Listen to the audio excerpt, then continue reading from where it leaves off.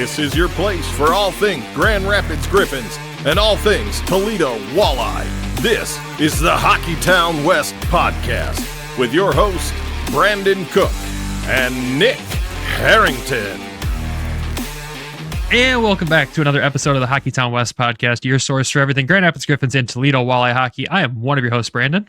And I'm Travis.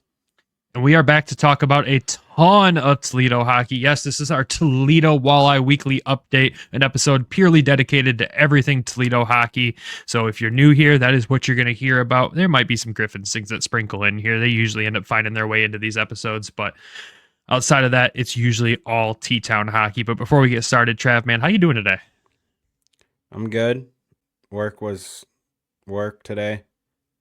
We're cutting brush round poles right now, like all the telephone poles. Like, imagine literally just walking an entire country road, telephone pole to telephone pole, and cutting all like the little trees that are growing alongside the poles out. But better you than me. Yeah. Tomorrow it's supposed to rain, so I don't think we'll be doing that. It probably be, I bet you it's a shop day tomorrow, and we'll probably suit up trucks and stuff.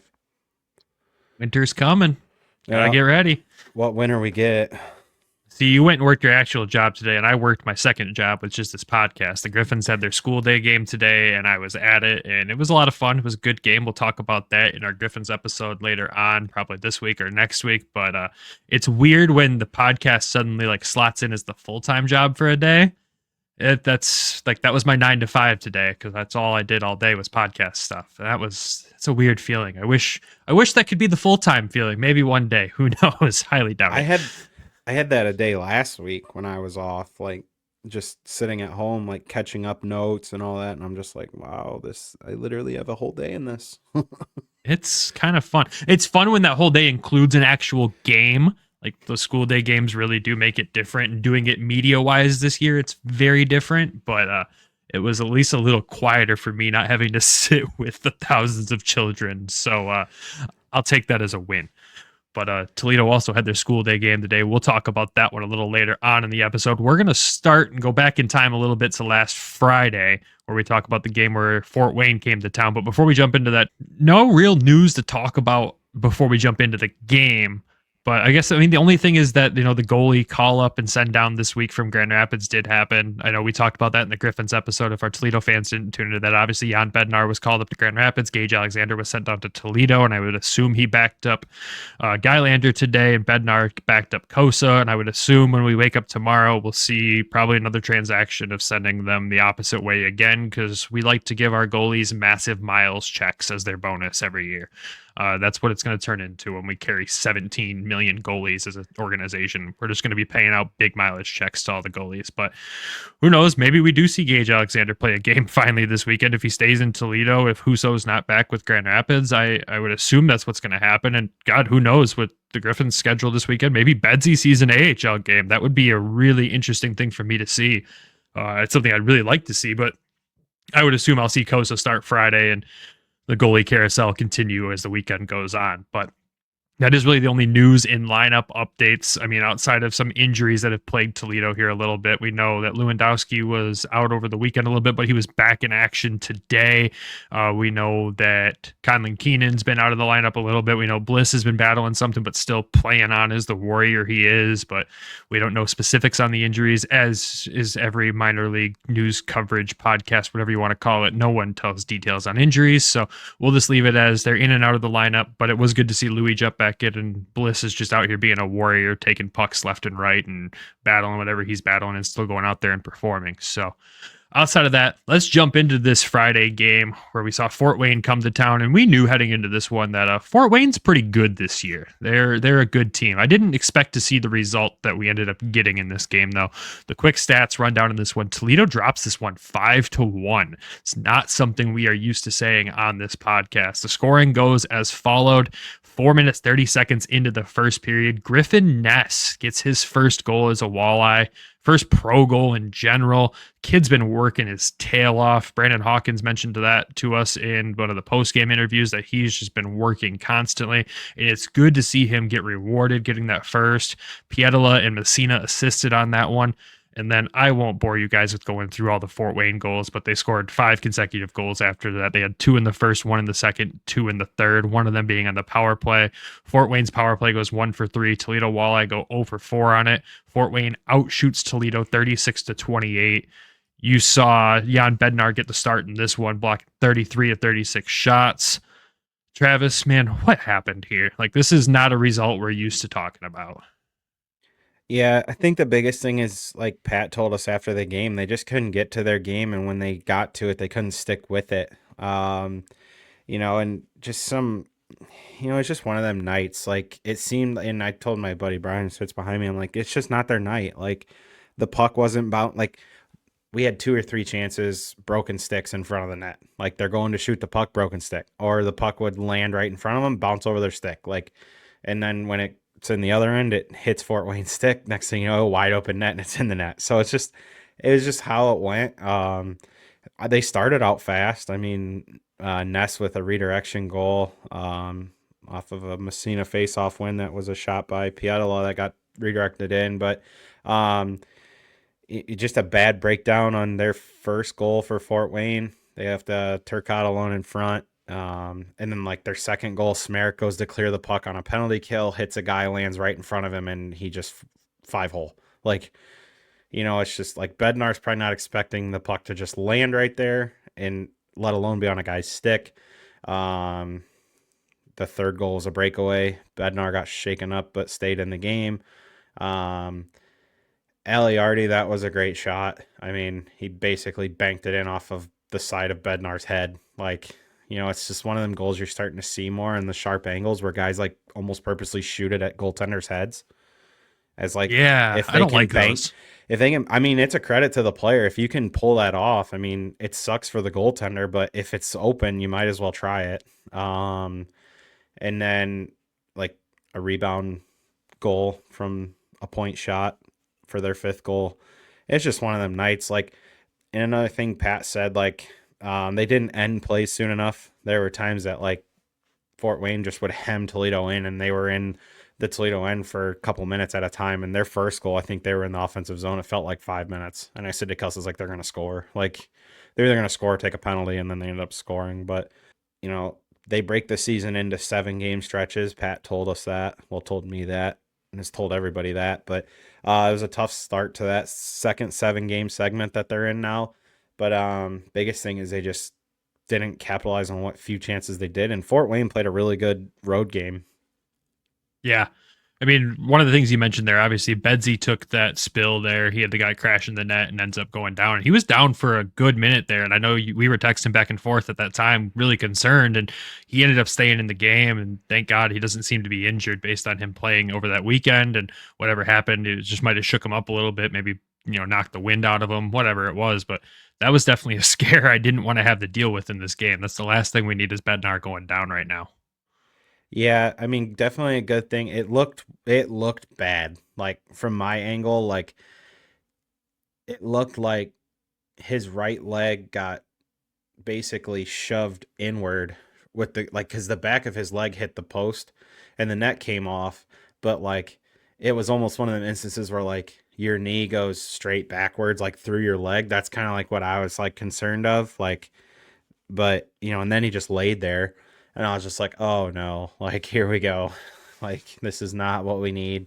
But he stayed in the game. Credit to him for gutting that out. I thought for sure he was coming out of the game. But, credit to him for having some mental toughness to stay in the game. I mean, it definitely couldn't have been easy because you could tell like the rest of the night was just like dealing with it. But you know what? He had enough courage to stay in the game.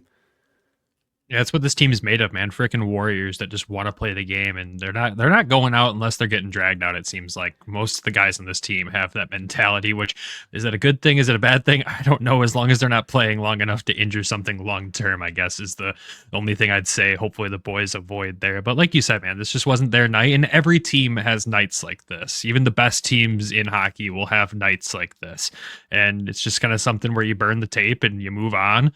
And like you said, Pat does break the season down into 7-game segments, and when you start game 1 like this, the question mark around everything is, well, how do you bounce back to make game 2 something a little more special. And that's exactly what they did the following night. We got to jump back to something on this game real quick. Yeah, for sure. I just wanted to point this out because it was their first theme night of the year.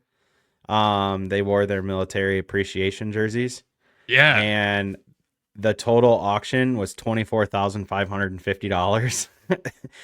And one wasn't auctioned because they do a golden ticket, which happened, of course it was Brandon Hawkins jersey, but the average price was $1,292 per jersey. You Toledo fans are crazy, man. I love it. Now, do they do the same thing they do in Grand Rapids up here where like the portion of that of the proceeds go to something usually when they do the jersey auctions? I think it all goes to charity, if I'm not mistaken. I could be wrong, but I know at least part of it does, but I'm almost certain all the proceeds go to charity. Well done. That's fantastic. Credit to the fans, credit to the organization. That's a beautiful thing. And those military jerseys look sick. I know Pat was excited about those when we talked to him in the offseason. And I know the question mark you and I had based on our conversation with Doug Thompson, the equipment manager up in Grand Rapids, was would they put a full kit together to make it match and everything? That's expensive to do. And the boys rolled out in the ice with the matching shorts, black gloves, the matte black helmets. I was like, this is sick. So overall, just well done. Honestly, everything they did for the military appreciation night was just so well done by the organization. The pregame ceremony, everything. They just did a fantastic job with it, which is great to see. I know that's always going to be a cause that's near and dear to a lot of walleye fans. I know there's a lot of walleye fans who have served or have family that are serving, and it's just a beautiful thing to see the organization honor that. Of course, every organization does, but it feels like Toledo always takes it up an extra notch over most teams. So credit to them. Jerseys were so sick. I wish somehow in my budget I could have afforded one, but I definitely, that one does not fit in the budget, especially at that average price. My God, but well done, Walleye fans. Well done giving back to charity and everything. And they got some sick jerseys to take home from it. So good stuff there. Now we'll move on though to the game that we were like, all right, they're going to bounce back. What are they going to do here? And, boy, did they bounce back. Cincinnati comes into town the second Saturday in a row that Cincinnati comes in, and the Walleye shut them out 4-0, keeping Cincinnati winless on the season at this point, which is a crazy stat in itself, and we'll talk about more later, I'm sure. But the scoring goes as followed in this one. Nothing in the first, no goals. Toledo outshoots Cincinnati 15-4 and somehow doesn't find the back of the net. Absolutely crazy. But in the second period, who else but Brandon Hawkins, 13 minutes, 10 seconds in to get his fourth of the season from who else? Tyler Specia and Trenton Bliss. But again, I should just clip that audio and save it for the rest of the season because I'll say that a ton. But that wasn't the only, the Hansen line, as Hawk has dubbed them, and they're living up to their name, honestly. That's not all the scoring in the second period. Back-to-back nights, Griffin Ness, he gets his second one of the season here, again, being rewarded for his hard work, assisted by Conley Keenan and Casey Dornbach. Gotta love to see that. And they get one more in the third here, too. These were all pretty close to each other, all from the 13-minute mark to the 18-minute mark of the second period. But Brandon Cruz gets his first of the season, one that he needed. You could definitely tell he was hungry for a goal. Sawyer and Keenan assist on this one, and it was a power play goal. And honestly, it was a great shot. It was just a sneaky, he let it rip, and there was a little part of the net from the camera angle you could see that he could see, and he took it and found it. It's nothing beautiful, but when you watch the certain replays, it was a beautiful shot. But then, of course, in the third period, Trenton Bliss adds the empty net goal, gets his fifth of the season from McCallion. You had Carter Gylander getting the start in this one, obviously stopped 22 of 22 shots at this one. Walleye go 1 for 6 in the power play and a perfect 3 for 3 on the penalty kill in front of another sold-out crowd in the Huntington Center. Travis, this was the bounce back they needed, man. Kind of walk me through what you saw in this game. You're going to have to walk me through it because I was bartending a wedding. Well, I did get to watch this one. That is right. But, what I noticed in this game was just the jump in their step and playing their game. Pat said the night before they couldn't establish their game. And this was all Toledo hockey in this one. It was rough and tough. It was fast. It was just everything we would expect from a Walleye team, especially against a team that you have to call them desperate at this point with Cincinnati being winless. This is not something we anticipated for that organization, especially with the new Toronto affiliation. They usually set up their ECHL club pretty well, and they are struggling. I don't know if it's, is they running their mouth a little too much instead of playing the puck? Who knows? If you ask Walleye fans, that's what they'll tell you. And I love that theory. But it just overall in this game, it was all Toledo. They owned the ice. Even in the first period, they didn't score. Sure, outshooting your opponent 15-4 in the first, and you come back from a rough loss the night before. That's exactly what you want to see as a fan. I mean, all the goals were just sick. I mean, Ness's goal was absolutely fantastic. That but reverse angle. Oh, it's so good. It's so good. He just roofed it. And that's exactly what you want to see. But that Cruz goal is going to stick out to me just because it's a shot you don't see many goals go in from that shot unless you're ripping it and from that point in the ice. And he didn't have to rip it. It was just simple wrist shot where he saw open net and it was a puck-sized opening next to the goalie's skate and he took it. See, I didn't know. I didn't know if it was even supposed to be a pass. Like his reaction, he just went like, like I didn't know. Like I thought maybe he was trying to pass it and it just went in. I couldn't. Like I said, I didn't watch this game, but it to me when I watched the replay and then you see that reaction, you're like, did he shoot it or did he just pass it in the net? And the goalie like didn't know what was going on. Like that was my takeaway there. The Ness goal, beautiful patience. That was an all patience play. And then the Hawkins goal, dude's out here doing a whole on spinorama, falling on his face, tapping in an open net. Like it was the weirdest goal. I mean, last year he did the Superman and this year he's like out here figure skating goals into the net. So it's like, I thought it was more Australian breakdancing to me, but I just see him do the 360 and next thing you know, he's on the ice and it's in the net. And I was just like, he scores anyway. It's possible. Like it's very true. The other standouts that I want to talk about from this game, though, is like obviously Cincinnati's frustrated, right? And the game started to get rough and tough. And you saw a guy drop the gloves for the Walleye that you didn't anticipate, and Carson Bantle dropping the gloves with Justin Vive, which I don't think he initially wanted to really go with them, but Vive didn't really give him a choice, and they started chucking him. And it's one of those things where you're like, you don't love it, because Bantle is not supposed to be the fighter, but God, he's got it in him, and boy, can he play rough and tough as well. And I know Walleye fans have their opinions on Vive. I haven't been around the organization long enough to comment on it, but it's just you love seeing Bantle stand up for himself and just go out there and own it. And you noticed as well in that game, one of the guys for Cincinnati as well, Frasca, he's running his mouth after that Bantle fight as well to the Walleye bench. And I couldn't see the Walleye bench, but I knew who he was talking to. He was talking to Chaz Redicop. And immediately after that, Redicop just absolutely torches this dude, just lays him out. And I'm like, yep, he remembered. About 2 minutes later, he came out there and did his thing. And yeah, this was Toledo hockey in a nutshell, this entire game. They came out here, did their thing, owned their game, and ending up walking away with a shutout. You can't ask for much more than that from this team. Yeah, it definitely was the bounce back they were looking for. I mean, Pat said to me Friday night after the game, like, he's excited to see how they respond after a tough game against Fort Wayne on Friday. And, they come back and respond like that. The other guy we got to point out is Pilon. Dude, how could I forget about Pilon having his one shift where he eats 7 shots? I don't know. It had to be at least like 5 or 6, and then Ryan texted me, my buddy's like, dude, Pilon's out here just eating pucks. I was like, I just saw the replay. I was like, good God. Give this guy some ice packs. But again, like, that's the grittiness that you would expect out of this Walleye team for defenders to go out there and do that stuff when they need to step up, and he did it. Like, and Pilon, we haven't got to talk about him too much this season, but he's been playing great hockey. And then he goes out there and has a defenseman of the year shift. Like, it was wild.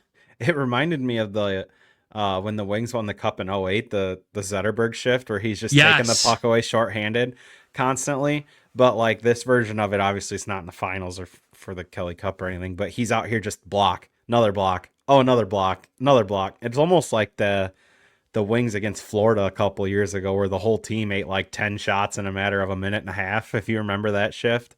Oh, yeah. It's just like, and like, I'm sure I wasn't there, but I'm sure the bench just like erupted when you guys sitting there just eating rubber for half a minute. The whole building did. And it was wild. And like I said, this game, that third period, it got rough and tough. You're looking at, you got a couple fighting majors, you got a couple roughing minors, you even have one between Redicop and Frasca.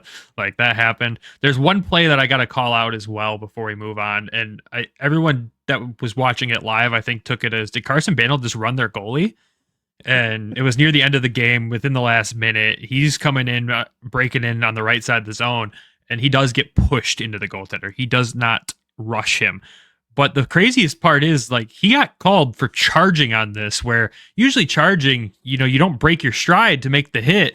and he stops that stride at the end of the faceoff circle and just gets pushed that direction and somehow still gets called for charging. I think the refs at this point were kind of just like, I'm getting everyone out of here at this point that's doing something on the ice because this game's getting out of control. There was 4 unsportsmanlike conducts called in the last minute of the game as well. It started to get out of control real quick. The next game between Toledo and Cincinnati is going to be a can't miss game based on just whatever carryover comes from this. Can we get Austin Watson and Gabriel Seeger not Gabriel Seeger, Hunter Johannes for a game down here? You might need one of them for that game there, but it would be a bloodbath. That would be Toledo Storm-esque hockey right there. But I don't think you guys need them. You got enough guys in this team that step up. And I specifically remember Redicop and Frasca going at it. Frasca didn't want to fight him. That's how it ended up being 2 roughings. But Chaz was like, no, man, you're going to go. You ran your mouth. I'm going to remember that, and you're going to go. So I don't know. It was a fun game to watch. It's one I'm glad I could sit down and watch from home that night. I know the Griffins were idle that night, so it let me really focus on Toledo. And God, it was, again, just a fantastic bounce back up and down from this team. Exactly what the fans and Pat Mickish wanted to see from this team. Yeah, I think it was a big deal to get a bounce back, and then obviously they carry it into Sunday too, which we'll get into. But not seeing the whole game, I kind of had to rely on you, and Kels was to my left a lot, which is where I had my phone, and I had just enough service that I could have the game on. And Kels would, in the second period, she's like, Hawkins scored. And then she's like, hey, we scored again. And then I walked over and I was like, oh, we just scored again. So yeah. It was second period breakup. This team in the second period is dangerous right now. It's they're lethal. Weird. Yeah. I don't understand why, but it's just the way, and it sucks for me when I'm there because my season tickets are on the other end. So it's like, can we score on the other end of the ice, in the first and third period? But, oh well. I'll take the wins when we get them. They say no, they can't. That's not how that works. But yeah, seriously, again, both back to last year too. Both of Hawkins' overtime winners were in the other end of the ice. So you got to move your seats to the middle, buddy. No, never. My seats are too good right now. They are. You got a good group over there. I like it. But yeah, that wraps up the first 2 games. What we'll do now is send it to an ad break. When we come back, we have, surprisingly, 2 more games to talk about because the Toledo Walleye are playing 6 in 9 days right now.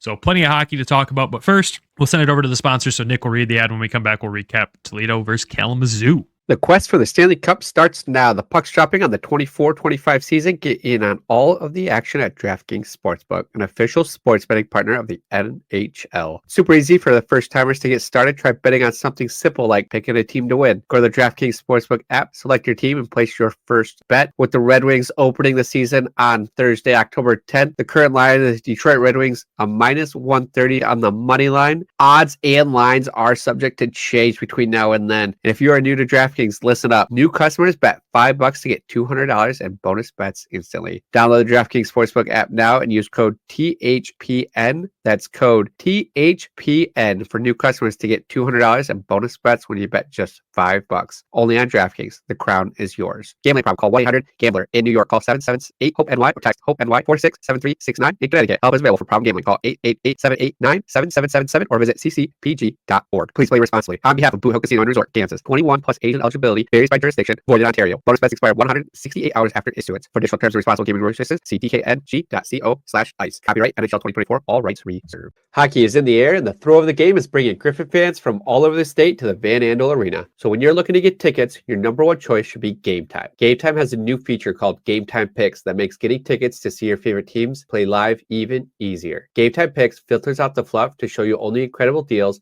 on great seats, so you don't have to waste time searching through thousands of tickets. You can see players like Marco Kasper and Sebastian Cossa before they make their way to the wings, and you get the seat views before you buy, so you can see what it looks like from where you'll be sitting, which is one of my favorite things about Game Time. Curated deals make it easier to find the best price on great seats, and with the lowest price guarantee, event cancellation protection, job loss protection, and more. Game Time should be your number one destination for your tickets. Take the guesswork out of buying tickets with Game Time Pick. Download the Game Time app, create an account, and use code THPN for $20 off your first purchase. Terms apply. Again, create an account and redeem code THPN for $20 off. Download Game Time today. What time is it? Game time. And we are back. All right, let's dive into this game to end their 3-3 to kick off this crazy stretch of games that they're playing, really.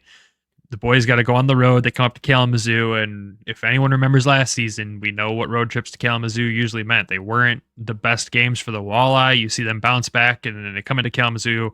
Going into this, I'm thinking this game could be anything. It could be absolutely crazy. Who knows what's going to happen?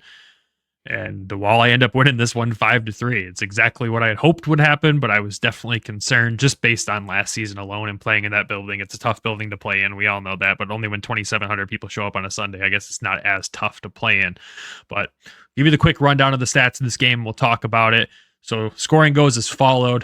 In the first period, 3 minutes, 25 seconds in. Who else but Brandon Hawkins? He gets his 5th of the season from Tyler Spezia and Piatola to kick things off. Kalamazoo does get a goal in the first period as well, though, to tie this up, and we go into the intermission tied 1-1. Toledo outshoots Kalamazoo 14-7 in that period. And again, in my head, I'm thinking this game could be anything.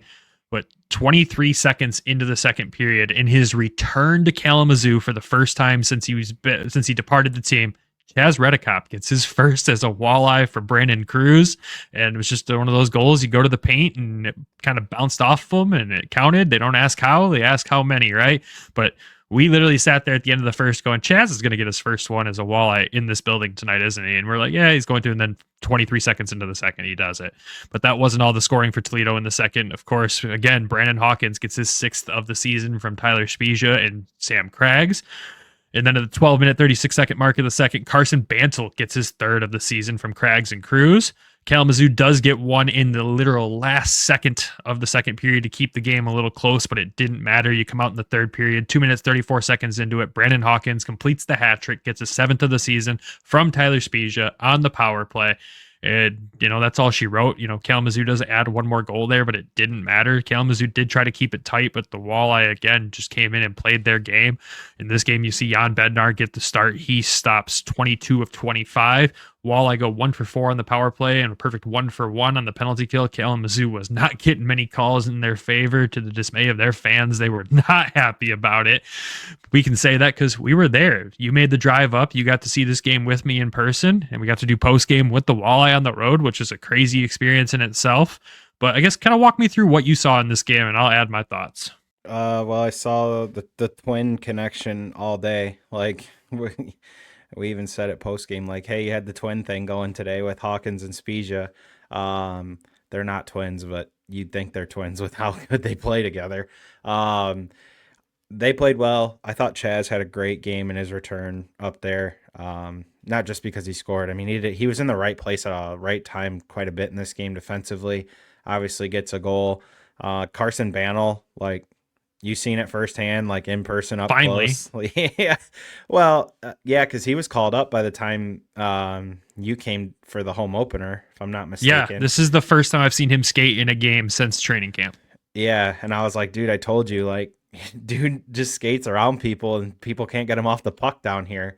And then, like, that was a great play, the cross ice play. I thought Bednar played relatively well, given he was nicked up a couple games ago. So we were kind of interested to see what that was going to look like. But as a whole, I thought they just played really well. You could tell right away that they were kind of zoned in to have a good day. And, the 2-on-1 right out of the gate, like you can't leave Hawkins and Spezia on a 2-on-1. Like, that's just a recipe to get scored on. And that happened. As a whole, though, I thought they played well. They won the special teams battle, like you said. Good to see that Smerek was all right. He got slew-footed in this game. We were both concerned initially. Very, because he went down for a while. Yeah, I was concerned, but he didn't really miss much of a shift or anything. Just to kind of wrap up what the guys thought after the game. I mean, Pat loved the 6 periods between Saturday and Sunday. He was proud of the guys after Friday and losing a couple key pieces. Happy for Chaz. Love to see that Hawk and Spezia are starting to shoot the puck a little bit more. So maybe in the beginning of the year they were maybe trying to pass to each other a little too much. Now they're starting to take more shots. And then mention that this is a 6-game and 9-day stretch. And then like Hawk and Spezia, they talked about being 8 years old playing roller again. Like that's where the chemistry came from, and it was on display. Talk about how good teams bounce back, and they bounced back in those last 2 games. And then, I mean, we had to interview Chaz, right? And he was happy to be there, happy to get a goal. Talked about, how he liked his time there, but, he's happy to join the Griffins and the Walleye organization. And yeah, that whole post game was it was chaotic. It was, because one, that hallway is tight. It is tiny. But yeah, I mean, we requested obviously Pat, and then we said we want to talk to Hawk and Speech too, and those two walk out together, and Hawk's like, we're doing this together. We're like, we figured that kind of would happen. That was kind of different to get to talk to 2 of the guys at once post game. And of course, yeah, we had to talk to Chaz. He was fun to talk to. He's someone I'd definitely like to get on the show at some point. He's definitely got that hockey bro mentality. You can tell he would be another guy kind of like Deuce when we talk to him. Or not Deuce, sorry, when we talk to Bliss, he'd be kind of just like that guy, I have a feeling. They're just going to love to talk about the game, and yeah, he was fun to talk to. I'm glad we actually got to finally meet him and chat with him. But yeah, overall in this game, man, it was just pure walleye hockey again. Kalamazoo, credit to them. They did their darn best. They started with a goalie that hadn't played a pro hockey game yet. They had just signed him, just called him up because they had a guy get called up to Abbotsford. And, they do go down a man in this game because we mentioned that slew foot to Smerrick. The guy was ejected, so credit to the officials for handling that properly, even though I think every K-Wings fan in that building didn't think they handled it properly, as Jalen was booed every single time he touched the puck from there on out, which I kind of wish we could have gotten to chat with him too. Just be like, does that fuel you when you're out there? You hear the fans boo every single time you touch the puck? But I mean, there was Wings fans sitting near us, when we were talking, and I had showed you the clip of the slew foot because I clipped it right there to post it on our socials. And one of the kids looks over my shoulder and he's like, "Oh yeah, that's a slew foot." Like, if you're watching the game in full speed, you don't see it, but once you see the replay, you're like, "Oh yeah, that's a nasty one." Yeah, I mean, honestly, I would think it's the greatest form of flattery. Like, look, if they're gonna like single-handedly point you out like that, I'd just be like, all right, thank you. Like, giving me the attention, like, whatever. I mean, if I'm not being a homer in that same situation, I'm probably doing the same thing if I didn't see a replay and just saw it in-game action. You see him go down for a couple minutes, then comes back literally next shift and is playing perfectly fine. They're all like, yeah, this guy was faking it, da-da-da. No, he went down, and that's not the first time we've seen Jalen Smerrick go down hard like that from behind. And the guy's been battered and bruised at this point, and he's still out there just doing Jalen Smerrick things and not letting it bother him. It is crazy though to see that he just keeps going down, but that just, I guess, credit to his play, to where the guys have to play him as rough as possible to try to keep the puck away from him. Because when he's on defense or entering his zone with that puck, he doesn't lose it very often, only in situations where he gets taken out. So credit to him. It's just how good of a player he is for guys to have to do everything possible to take him out of the play at that time. Yeah, he's been a big impact. You can see his offensive skill, his offensive mindset, but he's played pretty well defensively. I mean, obviously, everybody's had some lapses at points throughout the season already, but I think like he's been a huge addition offensively. You can just see the skill. I mean, we know how great of a person he is. We've talked to him. He's a great human being. So he's just a good person, great player to have. And I mean, I know everybody loves that he's here. So that's probably the biggest thing. I mean, the only other thing that I really got on this game is like, we got to say thank you to Matt. Like, yeah, I mean, he was so like welcoming to us when we were like up by him. And he said, if we needed anything, let him know. Like, and he said, you can always reach out if you need anything. So I just wanted to say thank you to him. Cause I mean, he was more than willing with his time, albeit before the game, but still, I mean, he's got to prepare too. Yeah, exactly. And, it's not every day that an ECHL team has anyone trying to do media with their team on the road. Like, that's definitely something they're not used to. And again, just one, giving us the opportunity to do it. I mean, we got to thank Kalamazoo as well for even letting us come in and do that. But at the same time, yeah, Matt was an absolute dream to work with. Him and Jordan have been nothing but fantastic. The entire organization has been nothing but fantastic to us, just to give us these opportunities and make sure that we're taken care of. I mean, you got to give credit to Pat too. Even when we were standing in the seats talking to some fans after the game, after we had already done post game, he walks out, "You guys got everyone? You're good?" And, just making sure, even after we'd already talked to 4 guys in total, like that, thank you, Pat. Like, that's That's just what we love about covering this team, is that they make it possible for us to do, but also they're just so kind and welcoming and making sure that we have everything we need to bring you fans more content about this team and these post-game interviews. And we hope you enjoy them too. I know you guys do, but we really hope you do, because I know it's just not something the ECHL is used to getting coverage, whether it be, only 30 of you watch it. Cool. I'm glad the 30 of you got extra content for your favorite hockey team. That's why we do it. I think too, the funny thing is, like, I think he's seen us sitting there because, like, we were standing there waiting patiently, like, in front of our seats, because we were waiting on Matt, and he, like, must have seen us standing there, because he, like, I think he shouted to you or said something, and he's like, "You guys can come down here," and I was like, "Okay, excuse us." Like, yeah. We tread lightly to make sure we don't get in the way of things, especially in that building, because it's so tight back there. Like that's an uncomfortable setup for an away team. You can see why that building is a challenge to play in. It is pretty hard to get comfortable in that building. So just again, as we've said before, and we'll continue to say it all season long, probably, thank you to everyone that's helped us out. And again, we hope the fans have enjoyed it. If there's players that, have performed this season that you want us to talk to after games, let us know in the comments too. We'll try to request those guys, ask some questions. Everybody in the team has performed so well. It's so hard to pick out guys at the end of the game who to chat with. But, in this game, you got guys like Hawkins and Spezia combining for 3 points each together in the night. And Hawkins getting the hattie kind of makes it impossible not to talk to him after the game. I feel like, he did that on purpose. Well, it's like I said to him, because he came up, he's seen me standing in the hallway Friday when I was waiting for Griffin, and he comes by, he goes, "I'll be right back," and then he comes back out and he's like, do you need me?" I was like, "No, you're good." I was like, "We're not gonna hound you every single game." I was like, "Go take a break." And then Sunday, like, he's walking up, I was like, "Well, you made us talk to you today," and he's like, "That's right." Yeah, I think he took offense to you not talking to him that night. I mean, he scored the next night and you weren't there to do media that night, and then he comes out with a hattie in Kalamazoo knowing we're going to be there. So I'm not trying to take credit for his goals, but maybe it puts some pressure. I think he just likes the camera time, honestly.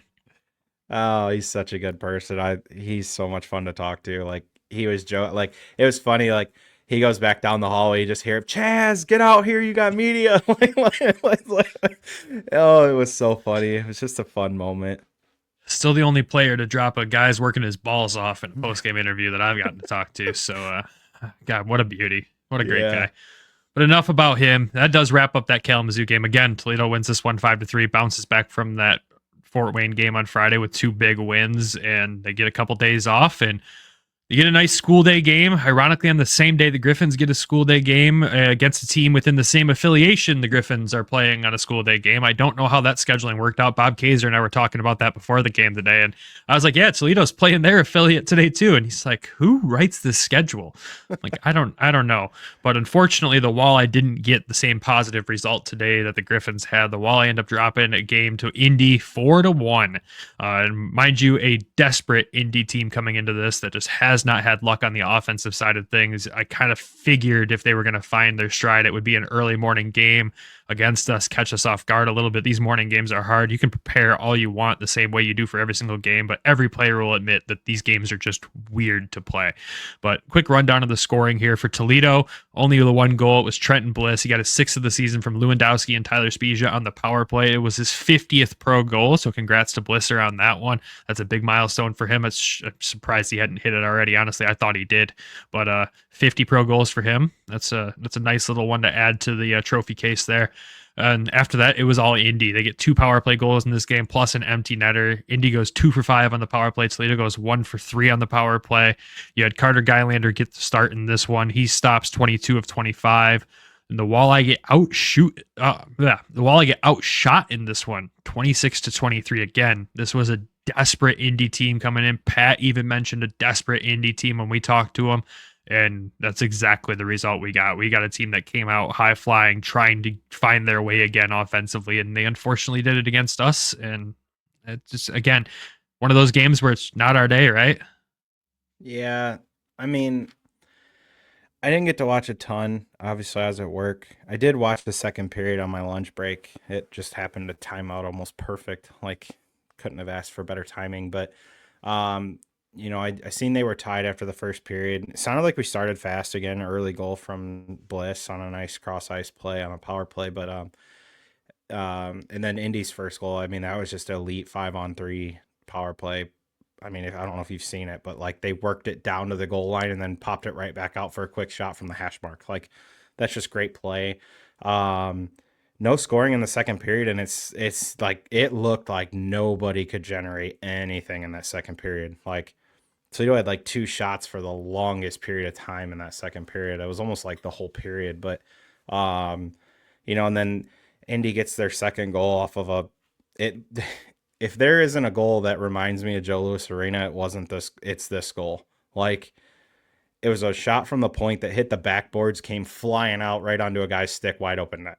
Like it's so Joe. I sat there and I was like, I've watched the Red Wings score so many goals at the Joe from that exact play. Like guys used to shoot it purposely wide, like because of the lively boards, and it just happened. Like, and I think it was Chaz that was trying to catch back up to it, but it was just one of them plays. It was just well timed. Like it was just that's the puck luck you're gonna have. Then the third goal was just a bad turnover, and there's 2-on-0 in front of the net. Like you're expecting the puck to be up the ice, and you just got caught. Like, it is what it is. Another one of them burn the tape nights. And then they scored an empty net goal. But it just seemed like offensively, they just in the second and the third, they just couldn't get going.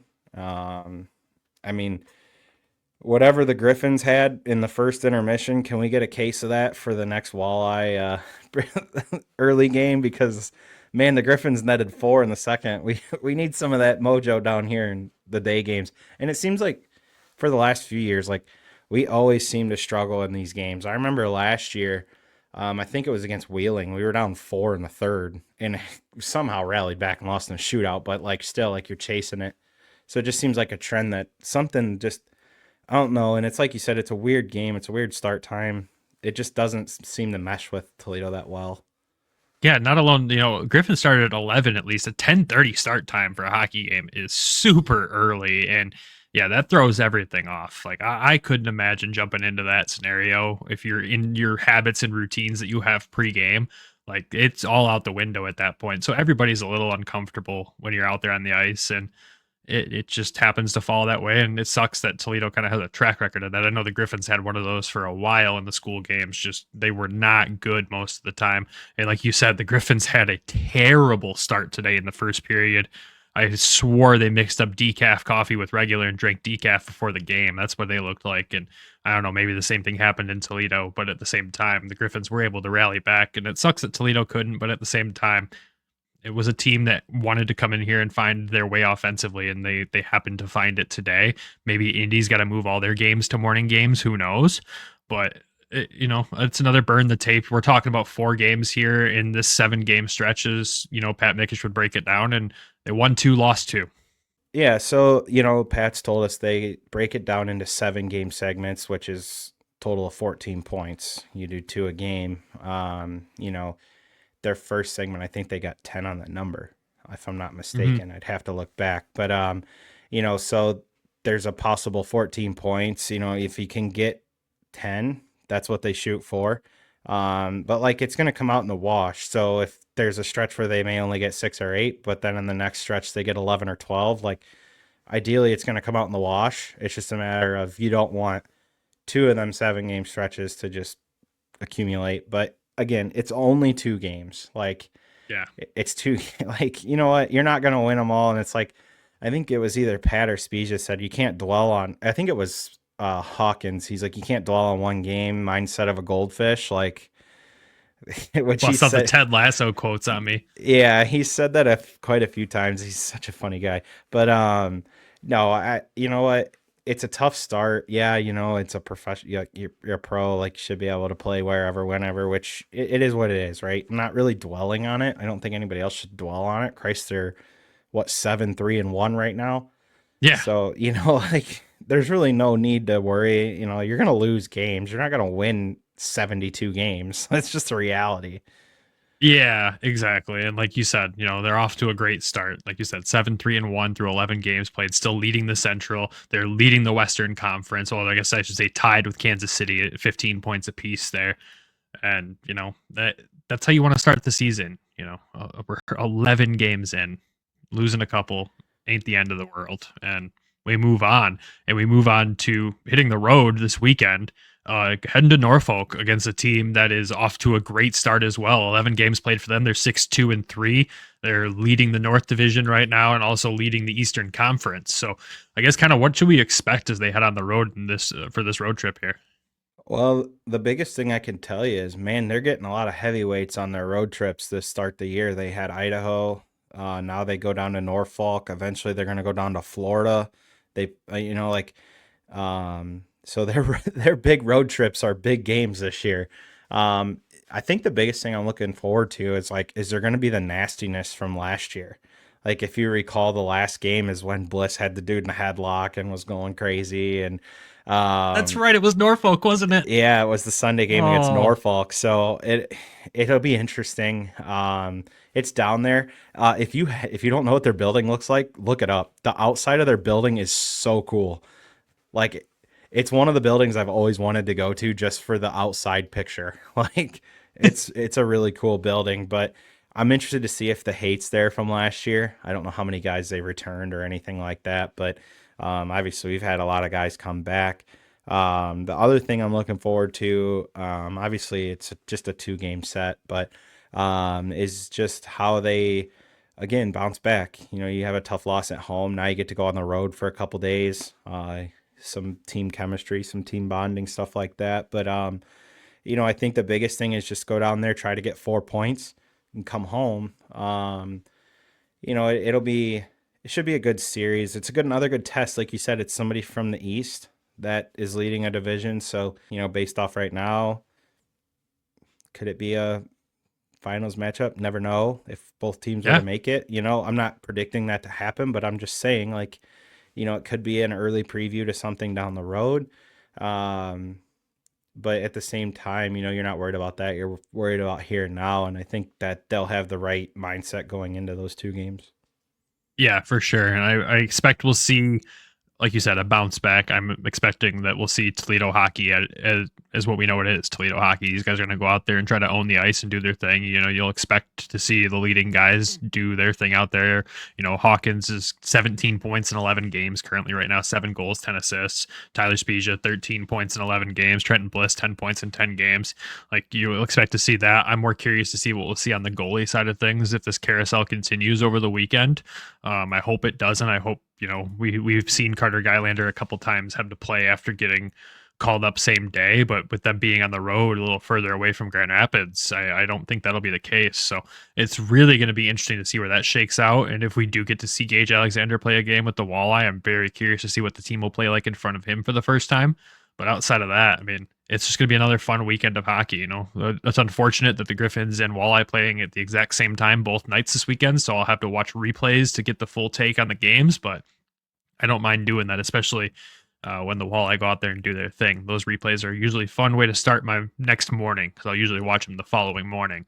It's a great way to start the day, especially if they come away with a win. So I'm excited for it. It's always good to just see other teams. I wish the minor leagues could rock it like the NHL and try to get everybody to play everybody at least once. And I know that's not physically possible with travel and budgets, but it is always good to see new teams, fun teams, especially when you play certain teams so many times, like going through the stretch right now in Grand Rapids where we played Rockford already 4 times this season, and there's still another 8 games left against these guys. I'm like, oh my God, I'm so sick of them already. So it is good to see that schedule get broken up and see what they can do. But yeah, that's all I've got for the Walleye this week, unless you have anything else specific that you want to add. So I kind of just want to elaborate on the goaltending a little bit. Yeah. I think the biggest thing, I want to see Gage get a game. I do too. I feel think bad for him at this point. Yeah, me too. That's the biggest thing. The poor kid's been going up and down, hasn't got to play yet. He's dressed a few times now. I kind of, just for stability's sake, I feel I don't know, maybe you think I'm crazy here, but I kind of just want to see him roll with Gylander and Alexander down here. I mean, in a perfect world, that's kind of what it was supposed to be, right? Well, I guess outside of the Jack Campbell situation in Grand Rapids, but if you remove him from the equation, as he is not in the equation right now, that's kind of what we expected to see when the season started. I just wish that they could give him a little bit more stability. I don't think it's fair to him as a player or a person to have to keep going up and down. It sucks, but I just want to see what he's got. Like, let's see what he's got. Let's see him play a few games. I mean, what's the worst that can happen? Like, he's a professional goaltender. Like, he proved it last year. He played on Tulsa, which didn't have the best numbers, but Tulsa wasn't like a great team by any means. I think they made the playoffs as under 500. That's how bad that division was last year. But I think yeah, I think it was like if they did 1 through 8, the Central would have had like 6 teams of the 8 in the. That's the right. playoffs. I remember talking about that. Yeah, the Central was pretty good last year, and that division was not. But I just think like Bednar, like he's played well and he's had some games as well, but he's signed to a AHL contract. I think like I just would like to see him get the opportunity. Like I feel like even if it's just in a backup role, like I'm sure he wants that opportunity. And we got 2 young goaltenders down here too, and I mean Jan's a young goaltender as well, but at least he's got a lot of the organization knows what he has. Like the organization doesn't know what Alexander's even got yet, like because he hasn't played. Like until he plays, you don't know what you have.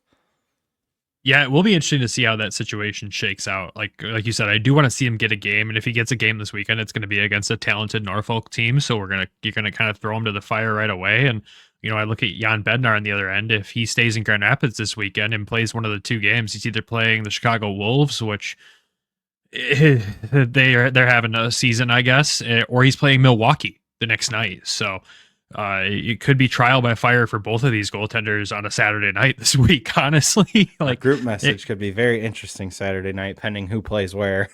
it could.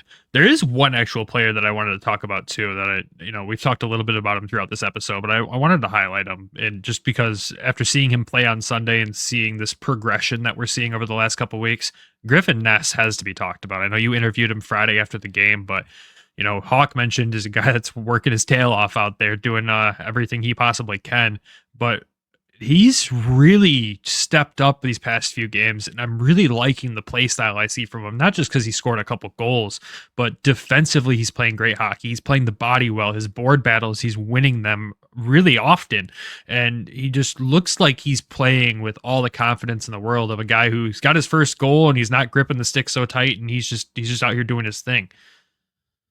Yeah, I mean, so, he's played a lot of 4th line minutes. He's also played 1st line minutes. He's played up and down the lineup with guys going in and out of the lineup. But I think the biggest thing with him was just confidence, right? Like, let's not forget, he only played 2 professional games last year with Maine. Like, so he is a rookie. He's a young player.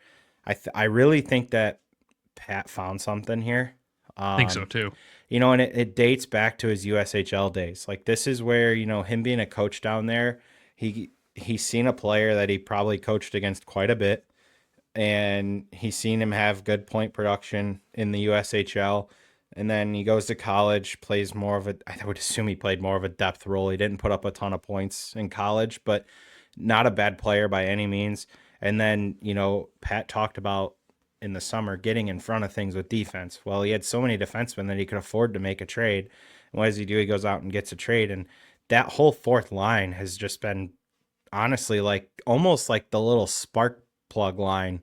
Like they get on the ice and there's like energy. Like there's just an energy. I don't know if it's the youth in them, but it's like they just like don't stop. And yeah. Griffin, like you said, Griffins, he's been really good the last couple games as well. I mean, he's had 2 goals this weekend. He's seen the playmaking on the second goal, especially to outweight the goaltender. And I just thought he's been really well. Yeah, I want to make sure we gave him his flowers there and called him out because he's been playing fantastic. And you know what? A little extra credit to Nodler too. I'm liking what I'm seeing from him as he's getting more comfortable with the organization as well. Just another guy whose motor doesn't stop going when he's out there. So a little credit to him too. The last thing I wanted the BG pipeline is strong, baby. The last thing I wanted to throw at you, this was a conversation that we had on our Griffins episode this week. So if you haven't tuned into that, this is new to you, but the conversation is going to come up down the road here as the Griffins start to get guys healthy again. And, Tim Gettinger's probably the closest one here within a week or 2 that he'll hopefully be back with the team playing games. the Griffins are going to have to send somebody back down, right? And when we had this conversation on the episode, it was following up a 2-goal game from Gabriel Seider. And, the question mark was, does he get sent down or does Doucette get sent down? How does this work? What's it going to look like? And then Alexander Doucette goes out today on a new line with the Griffins, playing with Cross Handis and Amadeus Lombardi. And they were the best line for the full 60 minutes of this game, not just when the Griffins finally woke up and everybody was playing well, but in the first period where it looked like the Griffins drank the wrong coffee that morning. That line was buzzing, and Doucette was a big piece of that. And I just want to rehash this conversation on a Toledo episode here is like, what happens next? Like with this team when guys start to get healthy, because hopefully it's not a guy gets healthy and a guy, drops into the injury category. That's not what we want to see. We want to see everybody back healthy, but I don't know, man. Deuce, either he listened to that and was like, haha, screw you guys, or, he just took advantage of the opportunity, which I think is more what it was. He gets bumped up to the third line for the second time this season only in Grand Rapids and just goes out there, has a 2-point game, playing the exact style of hockey we're used to seeing him play in Toledo, rough in the corners, generating opportunities, dangling on some people even today. That just blew my mind. I haven't seen that from him much yet at the AHL level, but he was playing about as good as he'd ever played down in Toledo in this game today. So I wanted to just rehash that conversation is, man, what happens next when guys start to get healthy in Grand Rapids? I don't know. I got no idea, because we think, like you said the other night, we were talking about is Deuce is a possibility. He goes out today, gets a 1-1. And then Seider had 2 goals the other night. Like, the name that keeps coming back to me, though, like, and you threw it out there, and I think it was Nick that was like, no way, was Hunter. Like, now, again, that all could change because contracts, too. None of them, like Deuce is not signed to a Toledo contract. He's on a Wings deal, so the Wings dictate where he's at. And Seeger's obviously on a deal where he can move back and forth freely between Grand Rapids and Toledo without the Wings impacting that. Hunter's on a Wings deal as well. Or no, Hunter's on a Griffins deal as well. And he would have to sign a Toledo contract, I would assume, depending on how that goes. No. Once you're an American, it's no different than Chaz. Chaz is on a Griffins deal. They just sent him down to Toledo. I guess I don't know things, but I mean, it is a name that comes up. And again, this is no knock at any player. We're just coming up to a point where it's like, it's a good problem to have, especially if you're a Walleye fan. You're gonna get guys back that are scoring goals or having fights and playing really well, but I just haven't seen the offensive upside that I think we all thought we'd see from Hunter Johannes going into this season. I mean, he's got 1 point in the games he's played so far. He just came back from an injury, at least some sort of head injury, face injury. He's wearing a full cage right now after that incident in Hartford. But it is a guy that, one, if he gets sent to Toledo fans are going to absolutely adore this kid. Like, he plays Toledo hockey. Like, that's Chris his play McSorley style. would have loved him. Oh my God. But at the same time, like, he showed this offensive upside in preseason and training camp to where we're all like, he's going to come in here and generate offense. He's spent a lot of time on the fourth line this year, but he's also been paired up with guys who are generating offense in Grand Rapids currently. So it's weird to say that he hasn't generated anything. It's kind of just the same conversation as Elmer Soderblom hasn't had, many points and millions of shots he's had and how he's playing. It's Hunter's not playing poorly. It's just the coach is going to have to make a decision here at some point. And when you've got guys like Doucette and Seider playing the style of hockey they are at the American League level right now, you've got to make the best choice for the team overall. And I mean, I know it's more than just stats and numbers on the sheet. I know the coaches see it more than that way, but from the podcaster side of things, that's kind of the one thing we have to look at besides our eye test. And I'm not a coach. I never played the game of hockey. I don't know what I'm talking about. That's more Travis's expertise. But it really does look like that's a potential guy that I could see on the move down to Toledo. At least, like I said when we recorded last, at least for 5 games. Qualify him for the playoffs. See what happens. Ooh. See if he goes down. If he goes down there and lights it up, puts up 3 points, 4 points in 5 games, then he's back up here and we have the same conversation again. But it's a weird one. It's a good position to be in as an organization because either way, Toledo's winning. Yeah. And well, this is the thing. Like, is it more beneficial for a younger player to sit in the press box, or is it more beneficial, I should say, sitting in the press box, watching, studying film, being in those team meetings at the American League level, or is it better for a younger player to be playing on a good team that you can trust the coach to develop a young player like they can with Pat in Toledo? I err on the side of playing. I don't think Always. sitting in the press box doesn't. There's a time and a place. Like if it's for a game, I get it, but to just have guys sit there could be a week. Now with Waddy, he rotates a lot, or he's been rotating a lot, but at some point you almost want that consistency. Like you'll get these guys comfortable, see what they can do. We know what Deuce could do down here if he is the one down here. We know what Seider can do down here. We've already kind of seen that. I just don't know. Like it's such a tough question, I think, and it's mainly just because contracts. Like, do the Wings really want to send Doucette back? I don't think so. Not after today, at least. You got to give him a little more runway. Which Gettinger's not back yet, but like, No. You're not going to sit Gettinger. No, Like- you're not. And like you said, we know what Deuce is capable of at the ECHL level already. He's going to go down there and he's going to tear it up. Like we've already seen it.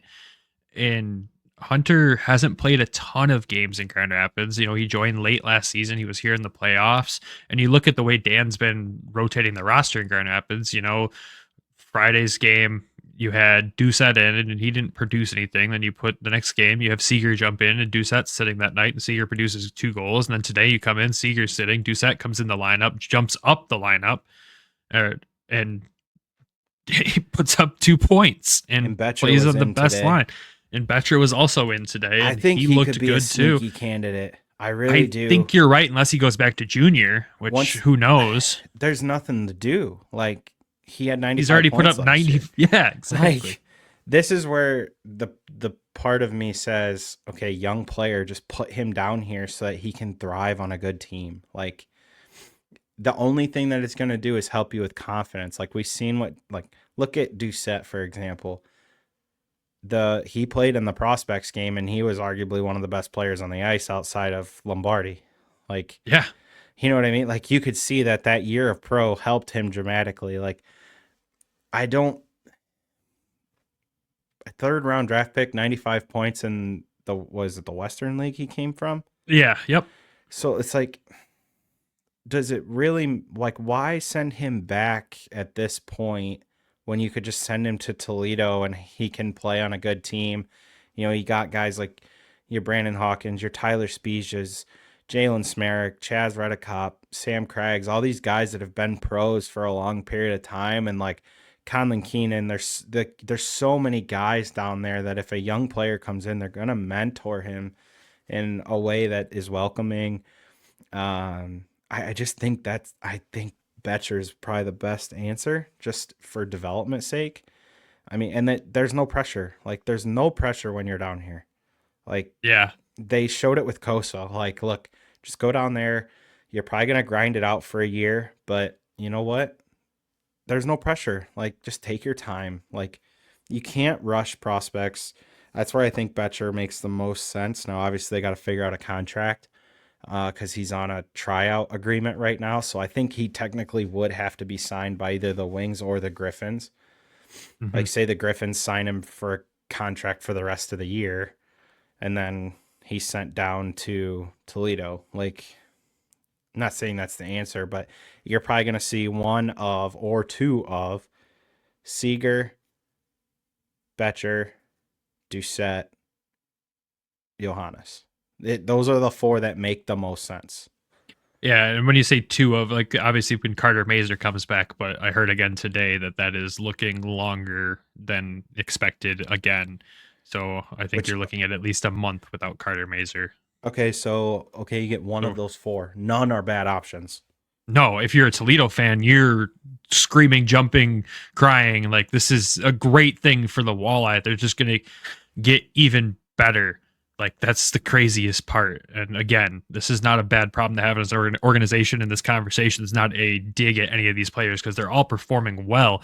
We're just going to run into a situation where, like Travis said, we value them playing over sitting in a press box. And I don't want a young kid with potential to to sit up there. Not alone, just for their development, but if you look at it as an organization, if they develop into something that they could be an asset and a trade for in the future, even like that's worth the time having them play in the ECHL to be that piece down the road. I mean, look what the Red Wings turned Donovan Sabrango and another player and a pick into, right? Like that's what you want to see. So it's going to get interesting, and I'm sure it'll be a topic that we have over the next couple of weeks as guys start to get healthier, but it's going to get real interesting here real quick in a good way.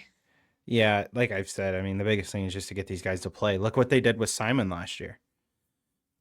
He's sent back to GR, go play a lot of minutes. Like, you're going to play every situation. You're going to play every minute. Well, every possible minute that you can play. But, and it's like I said the other night, like, you're not going to get another defenseman. Like, it's only going to be forwards, probably. Toledo's already got 7D. Like, and we've got enough up here, even with injuries. Right. Yeah. So I think you guys are fine there. I think the biggest thing, like I said, it's going to be probably one of them 4, just a matter of what do they want to do. And you got to remember that Sean Horkoff is the GM for the Griffins.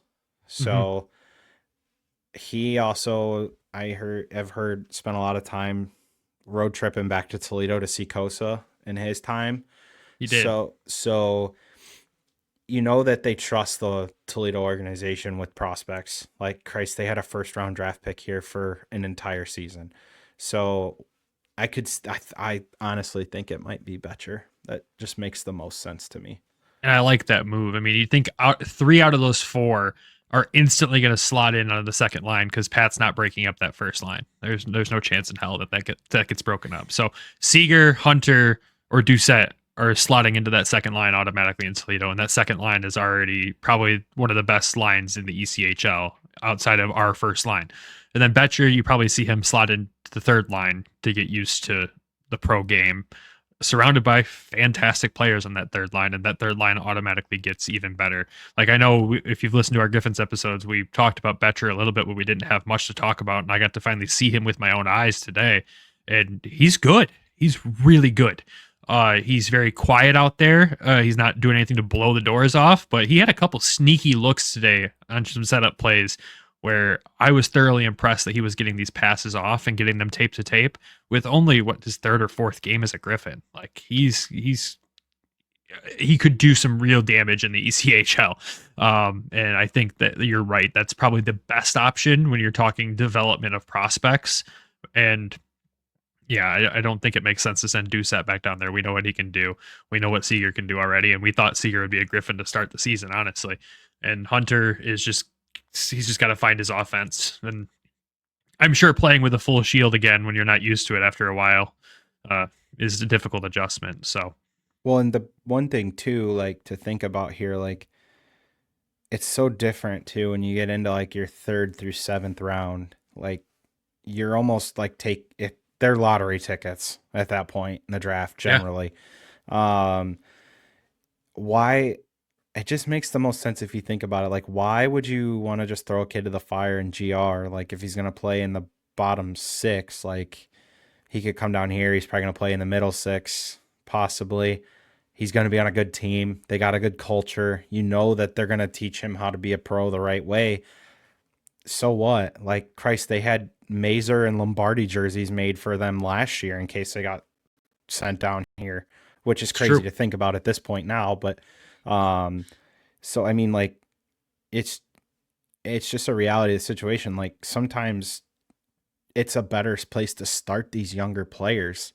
And if for some reason you come from the European leagues, like, you've seen it, like Tatayev was down here, like, you've seen guys that have gone from over 2-0. He was overseas at one point and came back, and he just, it's just like, it's a good place to learn to be a professional, especially with the guys in that room. So I think, and they're all young players. I mean, Hunter's a little older. He's like 26 already because he went the college route, but like any one of, Doucette, Betcher, Seider. I mean, Seeger's probably 24, I believe.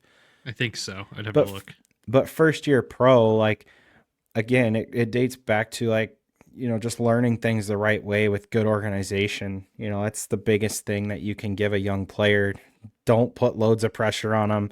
Let them come in here, develop at their own pace. Like Doucette was a 100+ point player in junior, and last year he didn't even have 20 goals in the ECHL. Like, it's a big step. And then you factor if you go from junior straight to the AHL or the NCAA straight to the AHL, it's a step. Like, that's a big step.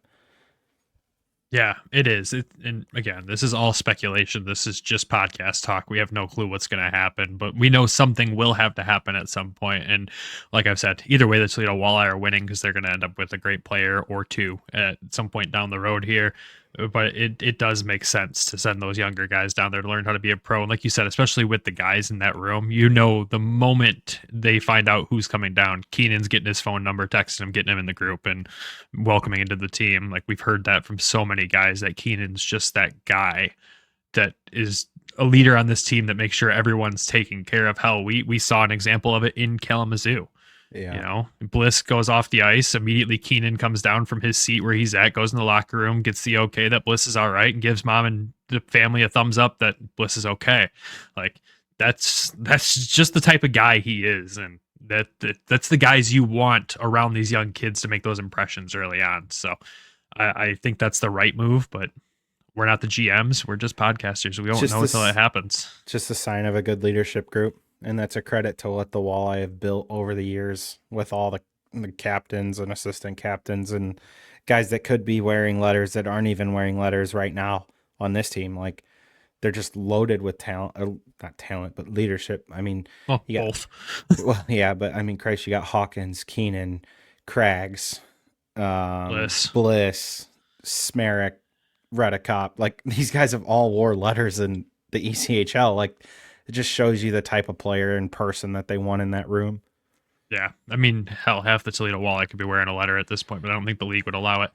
But we'll just start at A and we'll go to they got like 23 guys, so we'll get to the middle of the alphabet. You have your alternate captains and you have your backup captains. Oh, God. Well, with that, man, I think that extended the show long enough to wrap this one up here. Like we said, the Toledo Walleye are back in action this coming weekend in Norfolk on Friday and Saturday. And if you're looking for Griffins action, they are back in action on Friday at home against Chicago Wolves and on the road Saturday against Milwaukee Admirals.